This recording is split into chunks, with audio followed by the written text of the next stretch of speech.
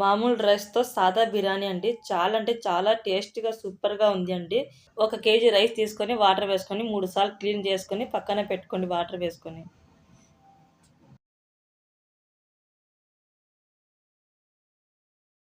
Stove మీద బాండీ పెట్టుకొని బాండీలో 5 టీ స్పూన్ల ఆయిల్ వేసుకొని ఆయిల్ కొద్దిగా వేడి అయిన తర్వాత 2 ఆనియన్ కట్ చేసిన ముక్కలు వేసుకొని ఫ్రై చేసుకోండి.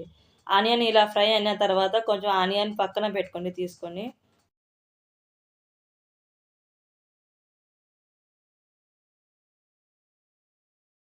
మిగిలిన ఆనియన్‌లకి చెక్క, లవంగాలు, యాలకులు వేసుకొని ఒక కప్పు అల్లం వెల్లుల్లి పేస్ట్ వేసుకొని ఫ్రై చేసుకోండి.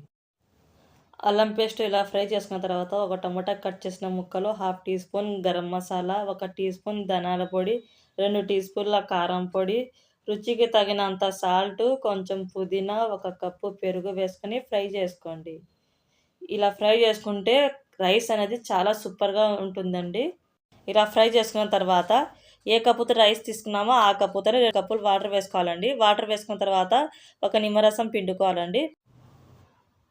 నిమ్మరసం వేసుకున్న తర్వాత మూత పెట్టి ఒక పొంగు రానివ్వాలి. ఇలా పొంగు వచ్చిన తర్వాత రైస్ వాటర్ నుంచి తీసుకొని ఇట్లా వేసుకోవాలండి. ఇలా వేసుకున్న తర్వాత ఒకసారి కలుపుకొని మూత పెట్టి రైస్ ఉడికించుకోవాలి.